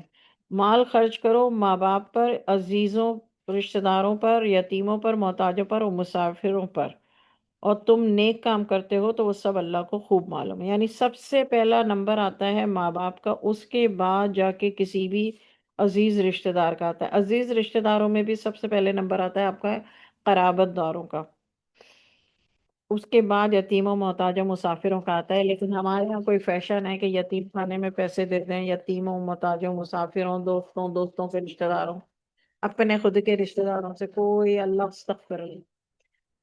آیت نمبر 216، اللہ کے راستے میں لڑنا تم پر فرض کر دیا گیا ہے، وہ تم کو گراں تو گزرے گا، مگر عجب نہیں کہ ایک چیز تم کو بری لگے وہ تمہارے حق میں اچھی ہو، اور یہ بھی عجب نہیں کہ ایک چیز تم کو محبوب ہو مگر وہ تمہارے لیے نقصان دہ، اور اللہ جانتا ہے تم نہیں جانتے۔ یہ انسان کا ایمان ہونا چاہیے۔ اے نبی صلی اللہ علیہ وسلم، تم سے لوگ دریافت کرتے ہیں کہ مقدس مہینوں میں لڑنا کیسا ہے؟ کہہ دیجئے کہ ان مہینوں میں لڑنا بڑا گناہ ہے، اور اللہ کی راہ سے روکنا، اور اللہ کے ساتھ کفر کرنا، اور مسجد حرام سے روکنا، اور اہل مسجد حرام کو وہاں سے نکالنا، اور اللہ کے نزدیک یہ سب اس سے بھی زیادہ گناہ ہے جو یہ کفار کرتے ہیں۔ یعنی یہ بہت بڑے بڑے گناہ جو کافر کرتے ہیں ان سے بھی بڑے گناہ ہیں، اور فتنہ انگیزی خون ریزی سے بھی زیادہ بڑا گناہ ہے۔ یعنی آپ خون ریزی کرتے ہیں، قتل و غارت گیری کرتے ہیں، اس سے بڑا گناہ فتنہ انگیزی ہے۔ یہ جو فتنہ پھیلاتے ہیں نا، یہ خون ریزی سے بڑا گناہ ہے۔ اس کو آپ بڑا بڑا ریڈ میں آیت لکھ لو، ہیڈنگ ڈال لو کہ فتنہ انگیزی خون ریزی سے بڑا گناہ ہے۔ پیچھے اللہ تعالیٰ نے کہا فساد کرنے والے جو ہیں وہ قتل سے بڑا گناہ ہے، فساد کرنا قتل سے بڑا گناہ ہے۔ اور یہاں پر 217 آیت نمبر 217 میں اللہ تعالیٰ نے کہا فتنہ انگیزی جو ہے وہ خون ریزی سے بھی زیادہ بڑا گناہ ہے۔ آپ قرآن سے دلیل سے ثابت کر سکتے ہیں۔ یہ لوگ تو ہمیشہ ہی تم سے لڑتے رہیں گے یہاں تک کہ وہ تم کو تمہارے دین سے پھیر دیں، اگر ان میں اتنی سکت ہو۔ جو تم میں سے اپنے دین سے پھرا وہ مر گیا تو وہ کافر ہی مرا۔ ایسے لوگوں کے اعمال دنیا اور آخرت دونوں میں برباد ہو جائیں گے۔ چلیے یہ بھی سن لیجئے کہ جو دین سے پھرے ہوئے ہیں ان کی نیکیاں دیکھ کے امپریس ہونے کی، تعریفیں کرنے کی ضرورت نہیں ہے۔ ایسے لوگوں کے اعمال دنیا اور آخرت دونوں میں برباد ہو جائیں گے، اور یہی لوگ دوزخی ہیں اور ہمیشہ اسی میں رہیں گے۔ بلا شبہ وہ جو ایمان لائے اور اللہ کے لیے اپنا وطن چھوڑا، اللہ کے راستے میں جہاد کیا، یہی اللہ کی رحمت کے بھی امیدوار ہیں، اور اللہ تو ہے ہی بہت بخشنے والا اور بڑا ہی مہربان۔ اے نبی صلی اللہ علیہ وسلم، یہ تم سے شراب اور جوئے کی نسبت دریافت کرتے ہیں۔ اس کو آپ لوگ ہیڈنگ دے دو، شراب اور جوا۔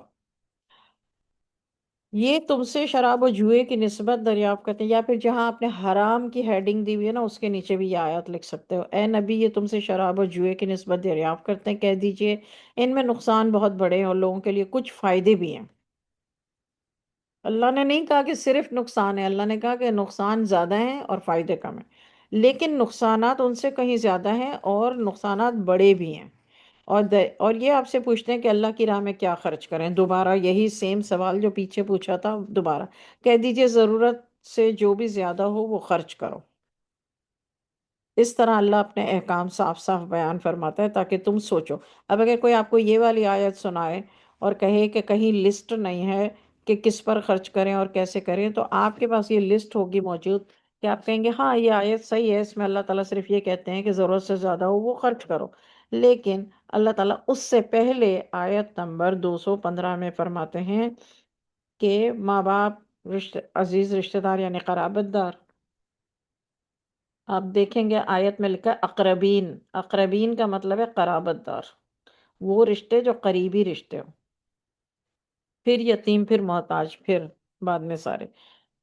اچھا تو اگر ان سے مل جل کر رہو تو وہ تمہارے بھائی ہیں۔ آیت نمبر 220، دنیا اور آخرت کی باتوں میں غور کرو اور وہ تم سے یتیموں کی نسبت پوچھتے ہیں۔ حضور صلی اللہ علیہ وسلم سے یتیموں کے بارے میں حکم پوچھتے ہیں، کہہ دیجئے ان کو درست رکھنا بہت اچھا کام ہے، اگر ان سے مل جل کر رہو تو وہ تمہارے بھائی ہیں۔ اللہ تو یہ بات خوب جانتا ہے کہ خرابی کرنے والا کون ہے اور درست کرنے والا کون ہے، اور اگر اللہ چاہتا تو تم کو تکلیف میں ڈال دیتا، بلا شبہ اللہ عزیز اور حکیم ہے، یعنی غالب اور حکمت والا ہے۔ یہ یتیموں کے بارے میں حکم ہو گیا، مال کے بارے میں حکم ہو گیا، روزے کے بارے میں حکم ہو گیا، حج اور عمرے کے بارے میں حکم ہو گیا، قصاص کے بارے میں حکم ہو گیا، وصیت کے بارے میں حکم ہو گیا۔ اچھا، آیت نمبر 221، اے مومنو تم مشرک عورتوں سے نکاح نہ کرنا جب تک وہ ایمان لائیں۔ مشرک عورتوں سے تو کنیز مومنہ بہتر ہے، خواہ مشرکہ کتنی ہی بھلی ہو۔ اسی طرح مرد مشرک جب تک مومن نہ ہو، مومن عورت سے اس کا نکاح مت کرو، اور مومن غلام بہتر ہے مشرک مرد سے، خواہ وہ تم کو کتنا ہی اچھا لگے، کیونکہ مشرک دوزخ کی طرف بلاتے ہیں، اللہ اپنی مہربانی سے جنت اور بخشش کی طرف بلاتا ہے اور اپنے حکم کھول کر صاف صاف بیان کرتا ہے تاکہ وہ نصیحت حاصل کریں۔ کیونکہ اس زمانے میں جو مشرک تھے وہ الگ تھے اور نصارہ الگ، اور اہل کتاب جو تھے وہ الگ الگ تھے، لیکن قرآن پاک میں اللہ تعالیٰ نے مشرک عورت اور مشرک مرد سے نکاح کرنے کے لیے منع کیا ہے۔ اور وہ حیض کے بارے میں بھی دریافت کرتے ہیں، کہہ دو وہ ایک گندی چیز ہے، حیض کے دنوں میں تم عورت سے الگ رہو اور اس کے قریب نہ جاؤ جب تک وہ پاک نہ ہو جائیں، پھر جب وہ اچھی طرح پاک ہو جائیں تو ان کے پاس جاؤ جس جگہ سے اللہ نے تم کو حکم دیا ہے۔ اب بلا شبہ اللہ توبہ کرنے والوں اور پاک صاف رہنے والوں کو اپنا محبوب رکھتا ہے۔ تمہاری عورتیں تمہاری کھیتیاں ہیں، جس طرح چاہو اپنی کھیتیوں میں جاؤ، اپنے لیے نیک عمل آگے بھیجو اور اللہ سے ڈرتے رہو، اور جان لو کہ تم اللہ سے ملاقات ضرور کرو گے۔ اے نبی صلی اللہ علیہ وسلم، مومنین کو یہ خوشخبری سنا دیجئے، اور تم اللہ کے نام کو اپنی قسموں کے لیے نشانہ نہ بنایا کرو۔ نیک سلوک کرنا، پرہیز کرنا، لوگوں میں صلح کرانا جیسے کاموں کے لیے قسم کھا کر چھوڑ دو۔ اللہ تو ہر بات کو خوب سنتا اور جانتا ہے۔ ہاں، اللہ سمیع علیم ہے، واللہ سمیع علیم۔ اللہ تعالیٰ خوب سنتا ہے اور جانتا ہے۔ اللہ تمہاری لغو قسموں پر تم سے کوئی مواخذہ نہیں کرے گا۔ لغو آ، قسم کسے کہتے ہیں؟ جو عادتاً انسان کھاتا ہو، میننگ نہیں ہو، اور اس قسم کا کوئی میننگ بھی نہ ہو۔ اللہ تمہاری لغو قسموں پر تم سے کوئی مواخذہ نہیں فرمائے گا، لیکن جو قسم تم اپنے دل سے ارادتاً کرو گے اس پر تم سے پکڑ کی جائے گی، اور اللہ بخشنے والا اور بردبار ہے، واللہ غفور حلیم۔ جو لوگ اپنی عورتوں کے پاس نہ جانے کی قسم کھا لیں تو ان کو 4 ماہ تک انتظار کرنا ہوگا. اگر اس دوران میں اپنی قسم سے رجوع کر لیں تو پھر اللہ تو ہے ہی بخشنے والا. فإن اللہ غفور الرحیم. اگر طلاق ہی کا ارادہ کر لیا ہے تو پھر اللہ تو خوب سننے اور جاننے والا ہے. طلاق والی عورتیں 3 حیض تک اپنے آپ کو روکے رکھیں، اور یہ جائز نہیں ہے ان کے لیے کہ اس کو چھپائیں جو اللہ نے ان کے پیٹوں میں پیدا کیا. یعنی اگر ایک عورت پریگننٹ ہے تو اسی کو پتہ ہے، ابھی سب کو پتہ نہیں ہے، تو وہ چھپائے نہیں، اس کے لیے جائز نہیں. اگر وہ عورتیں اللہ پر اور یوم آخرت پر پورا یقین رکھتی ہیں اور اگر اس مدت میں ان کے شوہر پھر موافقت چاہیں، یعنی ان سے ملنا چاہیں، تو ان کا حق زیادہ ہے کہ وہ ان کو اپنی زوجیت میں لے لیں. اور دستور کے مطابق عورتوں کا حق وہی ہے جو مردوں کا حق عورتوں پر ہے. یعنی جو عورت پر مرد کا حق ہے وہی مرد کا حق عورت پر ہے. البتہ مردوں کو عورتوں پر فضیلت ہے. حقوق برابر ہیں لیکن مقام مرد کا اونچا ہے، یہ مقصد ہے. دوبارہ پڑھ دیتی ہوں میں آپ کو. جو مردوں کہاں سے شروع ہو رہی ہے؟ آیت نمبر 228. 228. طلاق والی عورتیں 3 حیض تک اپنے آپ کو روکے رکھیں، اور یہ جائز نہیں ہے ان کے لیے کہ اس کو چھپائیں جو انہوں نے جو کہ ان کے پیٹوں میں پیدا کیا. اگر وہ عورتیں اللہ پر اور یوم آخرت پر ایمان رکھتی ہیں، اور اگر ایک عورت کو یقین ہے کہ آخرت میں مجھے اس کا جواب دینا پڑے گا اور اللہ مجھے دیکھ رہا ہے اور اللہ کو سب خبر ہے، تو اگر وہ پریگننٹ ہے تو وہ بتا دے، چھپائے نہیں. اور اگر اس مدت میں ان کے شوہر، یعنی انہی 3 مہینوں میں ان کے شوہر دوبارہ ان سے موافقت چاہیں، یعنی مل جانا چاہیں، تو ان کا حق زیادہ ہے کہ وہ ان کو اپنی زوجیت میں لیں. یعنی کوئی اور ان سے شادی کرے اس عورت سے، تو اس سے زیادہ حق اس شوہر کا ہے. جو آلریڈی شوہر موجود ہے تو وہ اپنی زوجیت میں لے لیں. اور دستور کے مطابق عورتوں کا حق وہی ہے جو مردوں کا حق عورتوں پر ہے. اب دیکھیے، یہ ایک مسکنسیپشن ہو گیا ہے ہمارے مسلمانوں میں، جو ہر بندہ علامہ بن کے بیٹھا ہے اس کے لیے یہ آیت ہی کافی ہے. آگے آپ کو کچھ کہنے کی ضرورت نہیں، حدیث سنانے کی ضرورت ہے، نہ فقہ سنانے کی ضرورت ہے. قرآن میں بتا دیں کہ بھئی عورتوں کا مردوں پر اور مردوں کا عورتوں پر حق برابر ہے. یہ اللہ کہہ رہے ہیں. اس کے ساتھ ہی اللہ تعالیٰ کہہ رہے ہیں البتہ مردوں کو عورتوں پر فضیلت ہے. ایک ہوتا ہے حق اور ایک ہوتا ہے مقام. تو یہ جو ہے نا، یہاں لوگ کنفیوز ہو گئے ہیں. ان کے لیے یہ آیت بڑی بڑی بڑے بڑے لفظوں میں کہیں ہائی لائٹ کر کے، اور اس آیت کو 228 کو، اور اللہ تو ہے ہی بڑا زبردست فضیلت اور بڑی حکمت والا. اچھا، اب یہاں پر اللہ تعالیٰ کہہ رہے ہیں طلاق صرف 2 بار ہے. پھر یا تو عورتوں کو بطریق شائستہ نکاح میں رہنے دینا ہے، یا نیکی کے ساتھ خوشی خوشی رخصت کر دینا ہے. اور یہ جائز نہیں ہے کہ جو مہر تم دے چکے ہو کچھ واپس لے لو. جو مہر تم نے دیا ہے، زمین، پیسہ، وہ واپس نہیں لے سکتے. مگر یہ کہ دونوں کو اندیشہ ہے کہ وہ اللہ کی حدود پر قائم نہیں رہیں گے. اگر تم کو اندیشہ ہے کہ وہ دونوں اللہ کی حدود پر قائم نہیں رہیں گے، تو عورت اپنے شوہر سے رہائی پانے کے لیے بدلے میں کچھ دے دے، تو دونوں پر کوئی گناہ نہیں. یہ اللہ کی حدود ہے، اللہ کی حدود ہے. ان سے کہیں باہر نہ نکلنا، اور جو اللہ کی ان حدود سے باہر نکلے گا ایسے ہی لوگ ظالم ہوں گے. یعنی اللہ کی حدود ہیں کا مطلب ہے کہ یہ اس سے زیادہ اگر کوئی اپنی مرضی چلانے بیٹھا کلیئر کٹ بات کے بعد، تو وہ پھر ظالم کہلائے گا، یعنی کبیرہ گناہ. پھر اگر شوہر تیسری طلاق بھی دے دے، اب یہاں پہ تیسری نہیں لکھا لیکن 2 طلاق کا اس سے پہلے کہا گیا ہے، تو اب یہ 3rd نمبر والی کی بات ہو رہی. پھر اگر شوہر طلاق دے دے، اس کے بعد پہلے شوہر کو جائز نہیں ہے کہ اس عورت سے نکاح کرے جب تک یہ عورت کسی دوسرے مرد سے نکاح نہ کر لے. البتہ اگر دوسرا شوہر اس کو طلاق دے دے اور عورت اور پہلا شوہر ایک دوسرے کی طرف رجوع کر لیں، تو ان پر کوئی گناہ نہیں ہے اگر دونوں یقین کریں کہ اللہ کی حدود پر قائم رہیں گے. اور یہ اللہ کی حدیں ہیں، وہ ان کو ان کے لیے بیان فرماتا ہے جو علم رکھتے ہیں. اور جب تم اپنی عورتوں کو رجعی طلاق دے چکے، رجعی طلاق کون سی ہے؟ رجعی طلاق وہ ہوتی ہے جس میں آپ رجوع کر سکتے ہیں اور ان کی مدت کے دن بھی ختم ہونے کے قریب پہنچ چکے، تو ان کو حسن سلوک سے اپنے نکاح میں رہنے دو یا شائستہ طریقے سے رخصت کر دو، اور اس نیت سے اپنے نکاح میں نہ رکھو کہ اس کو تکلیف دو اور کوئی زیادتی کرو، اور جو ایسا کرے گا وہ اپنا ہی نقصان کرے گا، اور اللہ کے احکام کو ہنسی اور کھیل نہ بناؤ، اور اللہ نے جو نعمتیں تم کو دی ہیں ان کو یاد کرتے رہو، اور تم پر کتاب اور دانائی کی باتیں نازل کی گئی ہیں ان کو یاد رکھو، عمل کرو جس کے ذریعے سے تم نصیحت کرتے ہو۔ یہ اللہ تعالیٰ کے سارے احکام ہیں، نکاح کا حکم، طلاق کا حکم، مہر کا حکم، اور اللہ سے ڈرتے رہو، اور یہ جان لو کہ اللہ ہر چیز پر پورا پورا علم رکھتا ہے۔ فیو آیتیں باقی ہیں۔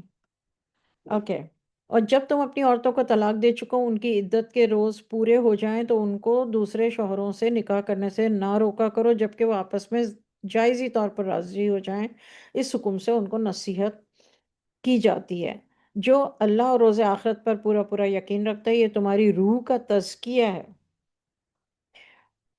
یہ تمہاری روح کا تزکیہ اور جسم کی پاکی کی بہترین صورت ہے، اور اللہ اس کو جانتا ہے مگر تم نہیں جانتے۔ آیت نمبر 232 میں آپ آیت کی طرف نظر کریں تو آپ کو ازکا لکھا ہوا مل جائے گا۔ بہت سارے لوگ کہتے ہیں کہ ورڈ تزکیہ قرآن میں کہاں ہے، تزکیہ نفس، تزکیہ، تو یہ آپ اوپر ہیڈنگ دے سکتے ہیں تزکیہ، اور نیچے آپ آیت نمبر لکھ لیں 232۔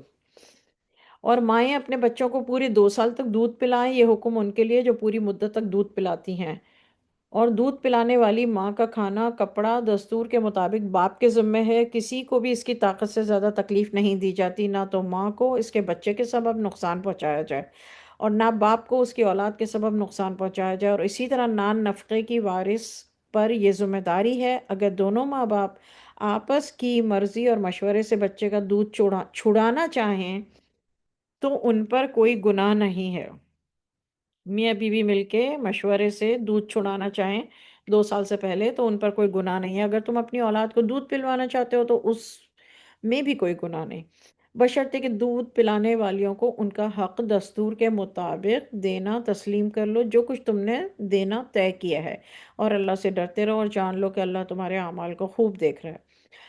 جو لوگ تم میں سے فوت ہو جائیں اور اپنی عورتیں چھوڑ جائیں، یہ عورتیں 4 ماہ اور 10 روز تک اپنے آپ کو روکے رکھیں، یعنی یہ عدت کے دن ہے نا، 10 روز، 4 مہینے اور 10 دن، اور جب یہ عدت کے دن پورے ہو جائیں، ہاں یہ بھی بہت پوچھا جاتا ہے کہ عدت کا لفظ قرآن پاک میں کہاں ہے، تو آیت نمبر 234،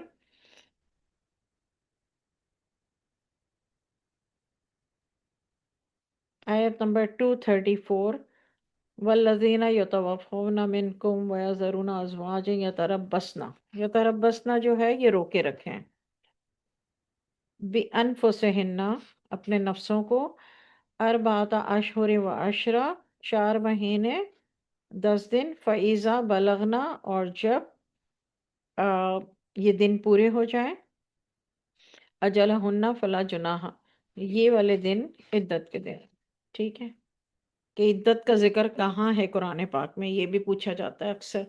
تو تم پر کوئی گناہ نہیں ہے وہ اپنی ذات کے لیے کوئی کارروائی کریں دستور کے مطابق، یعنی شادی کرنا چاہیں، جو بھی کرنا چاہیں عدت کے دنوں کے بعد، اللہ تو تمہاری ساری باتوں سے خوب واقف ہے۔ اگر تم اشاروں میں عورتوں کو نکاح کا پیغام دو یا نکاح کی خواہش کو اپنے دل میں چھپا کے رکھو تو اس میں کوئی گناہ نہیں ہے، یعنی اشارتاً آپ کسی کو نکاح کا پیغام دے سکتے ہیں، جیسے کسی عورت کی عدت ابھی عدت میں ہے لیکن اشارتاً کسی نے نکاح کا پیغام دیا کسی کی طرف سے یا جو بھی ہے اپنی طرف سے، تو وہ گناہ نہیں ہے، اشارتاً آپ دے سکتے ہیں۔ اللہ کو علم ہے کہ تم ان سے اپنے لیے نکاح کی باتیں کرو گے، مگر یہ باتیں عدت کے دنوں میں نہیں کرنی چاہیے، لیکن تم ان سے قول اور قرار خفیہ نہ کرنا، مگر یہ کہ دستور کے مطابق کوئی بات کر لو۔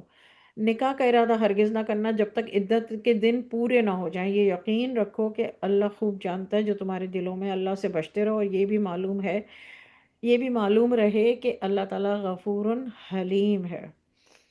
تم پر کوئی گناہ نہیں اگر تم عورتوں کو ان کے پاس جانے سے پہلے طلاق دے دو یا ان کا مہر مقرر کرنے سے پہلے ہی چھوڑ دو، دستور کے مطابق ان کو کچھ خرچ کے لیے ضرور دے دو، مقدور والے کے لیے اس کے مقدور کے مطابق ہے، اور تنگ دست کے لیے اس کی حیثیت کے مطابق ایک خاص قسم کا فائدہ پہنچانا دستور کے مطابق واجب ہے نیکوکاروں پر۔ یہ اب کہا جا رہا ہے ان لوگوں کے لیے جن کا نکاح ہو گیا ہے اور رخصتی نہیں ہوئی، تو اگر وہ چھوڑنا چاہتے ہیں تو وہ اس کو چھوڑ سکتے ہیں۔ اور اگر تم عورتوں کو ان کے پاس جانے سے پہلے طلاق دے دو لیکن مہر مقرر کر چکے ہو تو پھر آدھا مہر ادا کرنا ہوگا۔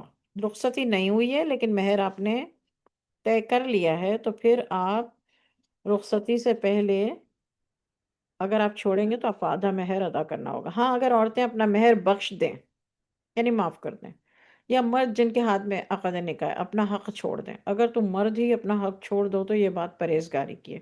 آپس میں بھلائی کرنے کا جذبہ فراموش نہ کرو، بلا شبہ یہ تمہارے سب کام اللہ تعالیٰ تمہارے سب کاموں کو خوب دیکھ رہا ہے۔ ان اللہ بما تعملون بصیر، بے شک اللہ ہر عمل کو دیکھ رہا ہے، بصیر۔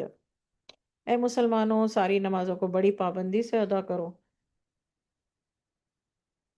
خصوصاً بیچ کی نماز کا خاص التزام کیا کرو اور اللہ کے سامنے بڑے ادب سے کھڑے رہا کرو۔ اگر تم کو خوف ہو تو تم پیدل ہو یا سوار ہو، جب تم پرسکون ہو تو تم اللہ کو یاد کیا کرو جس طرح اللہ نے تم کو سکھایا جو تم پہلے نہیں جانتے تھے۔ یعنی اگر آپ پیدل ہیں یا سواری پر ہیں اسی حال میں نماز پڑھ لیں۔ جب تم میں سے کوئی فوت ہو جائے اور بیویوں کو چھوڑ جائے، وہ اپنی بیویوں کے حق میں وصیت کر جائیں کہ ان کو 1 سال تک خرچ دیا جائے اور گھر سے نہ نکالی جائیں۔ اگر وہ خود چلی جائے تو تم پر کوئی گناہ نہیں۔ اس قاعدے کی بات میں جو وہ اپنے بارے میں کریں، اللہ زبردست ہے، حکمت والا۔ اگر شوہر نے یہ وصیت کی ہے کہ 1 سال تک اس کو خرچ دیا جائے گا میری موت کے بعد، اور گھر سے 1 سال تک نہیں نکالا جائے گا، تو پھر ایسا ہی کرنا چاہیے۔ اگر وہ خود سے چلی جائیں تو پھر کوئی گناہ نہیں۔ اچھا، آیت نمبر 241، اور مطلقہ عورتوں یعنی طلاق والی عورتوں کو بھی دستور کے مطابق نان نفقہ دینا چاہیے، پرہیزگاروں پر یہ بھی حق ہے۔ اسی طرح اللہ تمہارے لیے اپنے احکام بیان فرما دیتا ہے تاکہ اپنی عقل سے سوچو اور غور کرو۔ کیا تم نے ان لوگوں کو نہیں دیکھا جو ہزاروں کی تعداد میں اپنے گھروں سے موت کے خوف سے نکلے تھے؟ تو اللہ نے ان سے کہا مر جاؤ، پھر ان کو زندہ بھی کر دیا۔ بلا شبہ اللہ لوگوں پر بڑی مہربانی کرتا ہے، مگر بہت لوگ شکر نہیں کرتے۔ یہ ایک واقعہ ہے، اور اس کے بارے میں اللہ تعالیٰ بتا رہے ہیں، لیکن اللہ تعالیٰ کہہ رہے ہیں ہزاروں کی تعداد میں وہ لوگ تھے۔ آیت نمبر 245، 244، اور اللہ کے راستے میں جہاد کرو اور جان لو کہ اللہ خوب ہر چیز کو سنتا اور خوب جانتا ہے۔ یعنی یہ اللہ کا حکم ہے۔ کوئی ہے جو اللہ کو قرض حسنہ دے۔ اب دیکھیں قرض حسنہ کیا ہے، یہ بھی آپ اپنے پاس نوٹ کر سکتے ہیں۔ آیت کہ قرض حسنہ جو ہے یہ قرآن کا لفظ ہے، اور یہ کون سی آیت میں ہے؟ 245۔ کوئی ہے جو اللہ کو قرض حسنہ دے پھر وہ اس کے بدلے کئی گنا زیادہ دے گا، اور اللہ ہی روزی کو تنگ کرتا ہے اور وہی کشادہ بھی کرتا ہے، اور تم سب اسی کی طرف لوٹ کر جاؤ گے۔ کیا تم نے بنی اسرائیل کی ایک جماعت کو نہیں دیکھا جو موسیٰ کے بعد ہوئی، جبکہ انہوں نے اپنے رسول سے کہا کہ ہمارے لیے ایک بادشاہ مقرر فرما دیجئے تاکہ اللہ کی راہ میں ہم جہاد کریں۔ رسول نے کہا کہ اگر تم پر جہاد فرض کیا جائے تو کوئی تعجب نہ ہوگا کہ تم لڑنے سے پہلو دہی کرو گے۔ یعنی وہ یہ کہہ رہے تھے ہمارے لیے ایک بادشاہ مقرر کر دیں تاکہ ہم جہاد کریں اللہ کی راہ میں۔ اور موسیٰ علیہ السلام نے کہا اگر تم پر جہاد فرض کیا گیا تو تم تو لڑنے سے مطلب اعراض کرو گے، ایکسکیوزز میک کرو گے۔ وہ بولے ہم اللہ کے راستے میں کیوں نہیں لڑیں گے جبکہ ہم اپنے وطن سے خارج اور بال بچوں سے جدا کر دیے گئے۔ لیکن جب ان کو جہاد کا حکم دیا گیا، اب جب حضرت موسیٰ نے وہ کر دیا دعا کر کے، لیکن جب ان کو جہاد کا حکم دیا گیا تو چند لوگوں کے سوا سب ہی پھر گئے، اور اللہ ظالموں سے خوب واقف ہے۔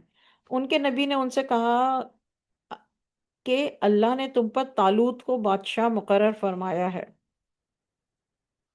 وہ بولے کہ اس کو ہم پر بادشاہی کا حق کیوں ہے؟ کیوں ہے بھائی ہم پر بادشاہی کا حق طالوت کو کیوں ہے؟ اور بادشاہت کے تو ہم حقدار ہیں بنسبت اس کے، اور اس کے پاس تو کوئی دولت نہیں ہے۔ نبی نے کہا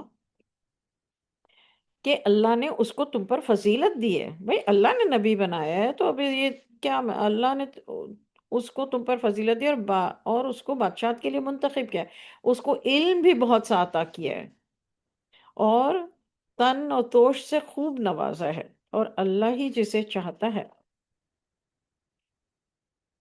بادشاہت عنایت کرتا ہے، اور اللہ ہے بڑی وسعت والا اور خوب جاننے والا، یعنی اب اللہ واسع علیم، وسعت والا اور جاننے والا۔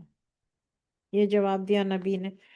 نبی نے ان سے کہا کہ ان کی بادشاہت کی نشانی یہ ہے کہ تمہارے پاس ایک صندوق آئے گا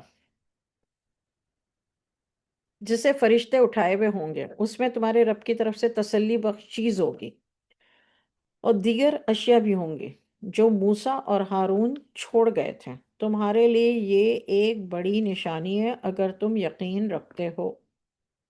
اس کو کہتے ہیں تابوت سکینہ۔ آپ آیت نمبر اس کو مارک کر لیجئے، 248،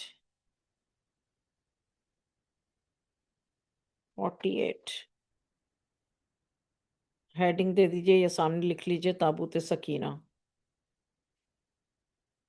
اچھا، غرض جب طالوت فوجیں لے کر چلا تو اس نے کہا اللہ تم کو ایک نہر سے آزمائے گا۔ طالوت جو ہے وہ بادشاہ ہے، اور اس نے کہا کہ فوجیں جب لے کے چلا تو اس نے کہا ایک نہر سے آزمائے گا، جو اس میں سے پانی پی لے گا وہ میرا نہیں ہے، اور جو نہیں پیے گا وہ میرا ہے۔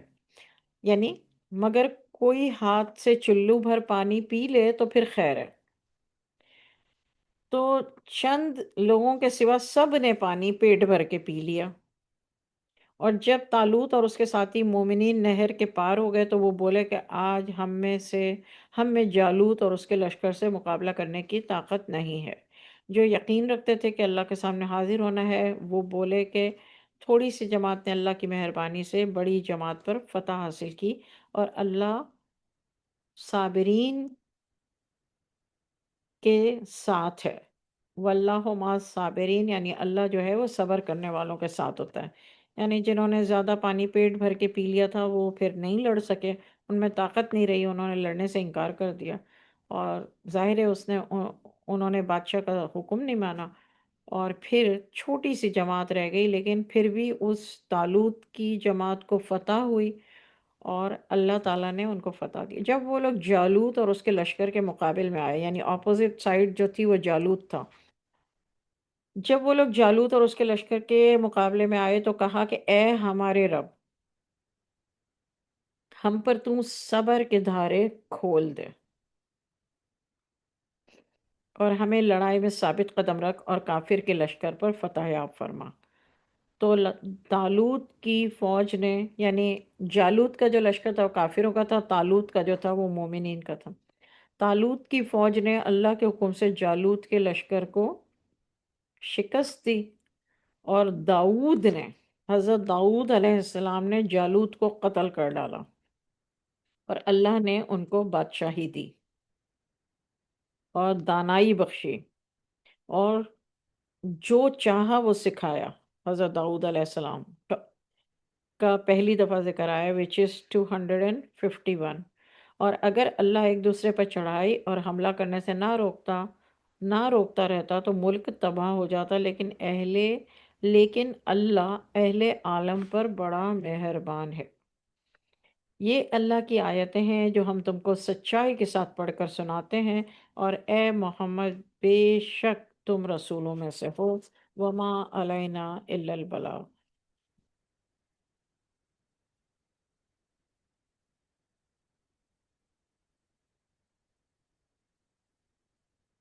سبحان ربک رب العزت عما یصفون وسلام علی المرسلین والحمد للہ رب العالمین۔ صدق اللہ العظیم۔